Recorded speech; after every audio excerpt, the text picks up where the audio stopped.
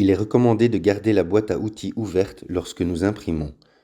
C'est la seule manière de voir ce que l'appareil est en train de faire exactement.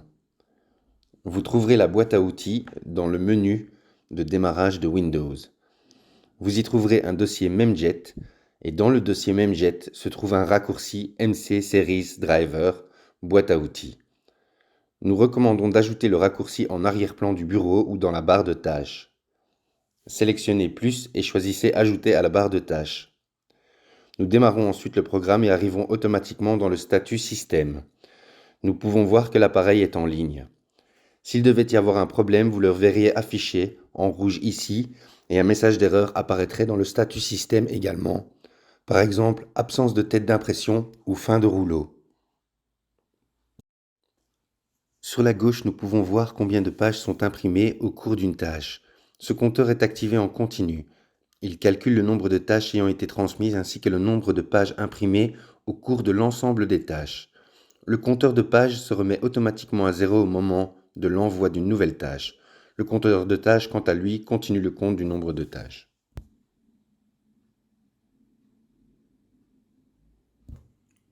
Nous pouvons voir ici les niveaux d'encre. Il y a 2 cartouches d'encre noire dans l'appareil. Celle-ci est la cartouche noire située sous la cartouche de cyan et celle-ci est celle qui est située sous la cartouche magenta, à l'arrière gauche et à l'arrière droit. Il est important que vous connaissiez la différence entre les deux au cas où un point d'interrogation apparaîtrait, ce qui signifie qu'elle n'est pas détectée, et ainsi savoir laquelle retirer et réinsérer par la suite. Le statut système indique online, ce qui veut dire que l'appareil est prêt à imprimer. Si l'appareil devait procéder à un nettoyage, la mention Busy serait affichée, et s'il était en train d'imprimer, Printing. Ceci est le dérouleur, la boule est affichée en vert, ceci est le bras du dérouleur. Nous pouvons voir que le papier est inséré dans l'appareil et qu'il n'est pas en fin de rouleau. Lorsqu'il arrive en fin de rouleau, la petite boule s'affiche en rouge. Si nous passons dessus, nous voyons EOR qui signifie fin de rouleau. Ceci est l'appareil. Nous pouvons voir qu'il contient du papier car le papier est affiché en rouge, ce qui indique que le capteur est fixé et indique la présence de papier. Le capteur ici est en vert, il n'y a pas de papier qui sort de la machine, l'appareil est tout simplement prêt à imprimer. La tête d'impression est chargée en encre. Si nous passons avec la souris sur la tête d'impression, nous pouvons voir le statut Primed. Une tête d'impression en cours de chargement serait indiquée en orange. Une tête d'impression non détectée afficherait un point d'interrogation. En ce qui concerne les touches affichées ici, en principe, vous les utilisez directement sur l'appareil. Elles sont complémentaires. Vous pouvez mettre une tâche en pause ou annuler une tâche. En cas d'affichage d'erreur, vous pouvez résoudre le problème ici. Cette touche est utilisée pour décharger le matériel d'étiquette, ce qui est pareil que lorsque vous pressez le bouton Cancel Cut de la machine. Et cette touche pour le chargement. Mais comme indiqué précédemment, en général, nous utilisons les boutons présents sur l'appareil.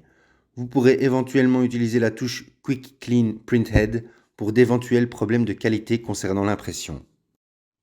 Ici, vous avez l'interface utilisateur. Ici, nous pouvons sélectionner le type d'étiquette que nous allons insérer dans l'appareil. Media Feed, Die Cut, ceci indique que ce sont des étiquettes blanches.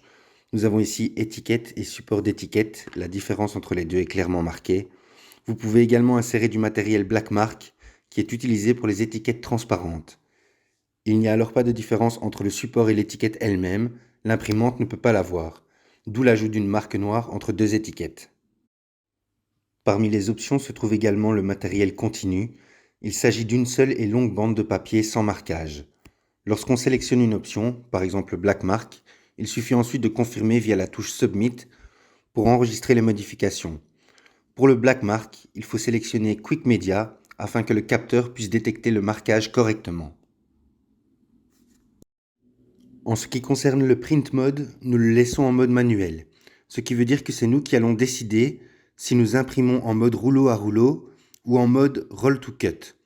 En mode Roll to Cut, le Pages to Cut est actif. Si nous le mettons sur 0, cela signifie que l'appareil coupera la bande de papier immédiatement après la fin de la tâche. Si nous y ajoutons un compteur, par exemple 10, sur une tâche de 100 étiquettes, l'imprimante effectuera une découpe toutes les 10 étiquettes. Nous aurons alors 10 sets de 10 étiquettes. En mode Roll to Cut, le Mid-Job Servicing est activé. Toutes les 250 pages, l'appareil interrompra l'impression, procédera à un nettoyage de la tête d'impression et recommencera ensuite à imprimer. Parmi les options se trouve Roll to Roll. À ce moment-là, le Pages per Cut est à nouveau désactivé. Cela signifie que nous pouvons à présent imprimer de rouleau à rouleau sans que l'appareil ne procède à une découpe en fin de tâche.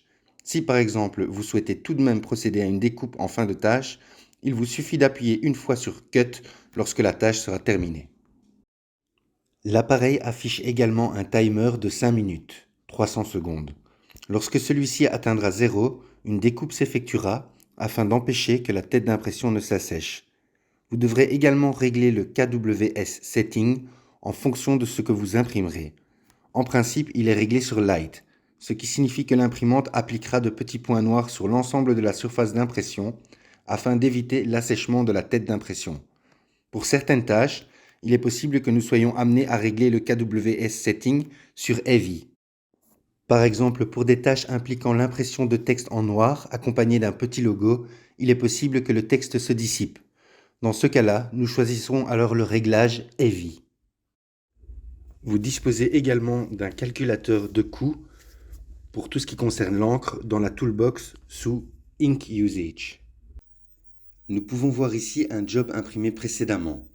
100 pages ont été imprimées avec la meilleure qualité possible, au format 101 x 76. Pour ces 100 pages, le coût total d'impression s'élève à 0,22 cents. L'imprimante l'affichera toujours automatiquement à la fin du job, une fois l'impression terminée. Il est également possible de calculer le coût d'impression avant imprimer. Pour cela, nous allons mettre le Ink Estimation Mode sur Continuous ou sur Single Pass. La différence entre les deux, c'est qu'en Continuous, elle reste dans ce mode, alors qu'en Single Pass, elle va effectuer le calcul et sera ensuite prête à imprimer après s'être remise en Off. Nous appuyons ensuite sur Submit pour sauvegarder. Elle est désormais en mode Continuous. Vérifiez qu'il y a bel et bien du papier chargé dans l'imprimante, car même si elle n'utilisera ni papier ni encre en mode Ink Estimation, Continuous ou Single Pass, elle devra malgré cela être alimentée en papier afin de pouvoir calculer le job virtuellement. Pour adapter l'adresse IP, vous allez dans View, sélectionnez Service Menu, cliquez une fois, encodez l'adresse IP.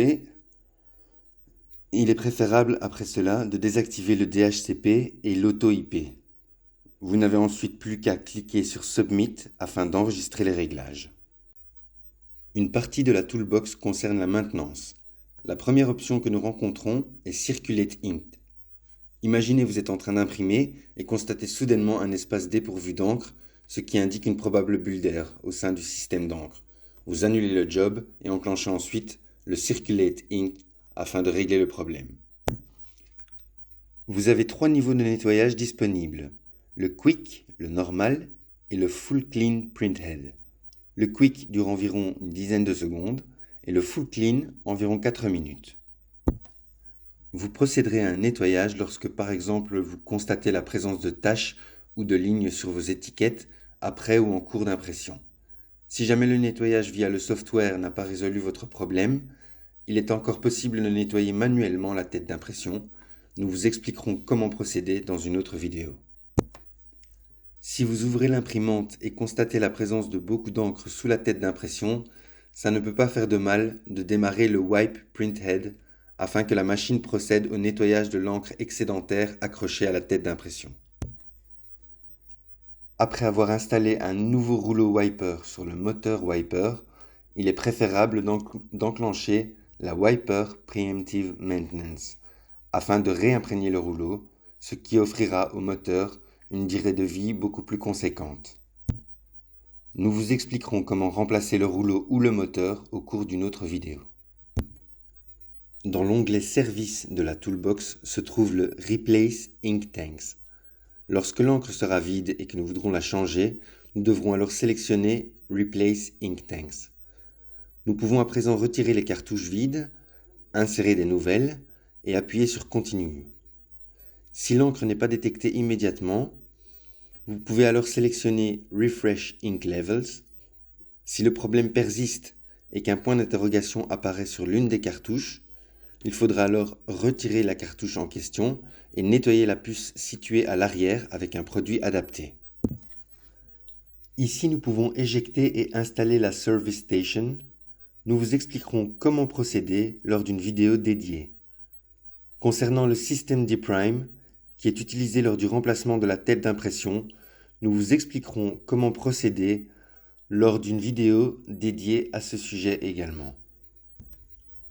Nous n'utilisons jamais Release Printhead pour retirer la tête d'impression, sauf si le System Status indique Printhead Missing. Nous pouvons à présent éteindre l'appareil et redémarrer à partir du software.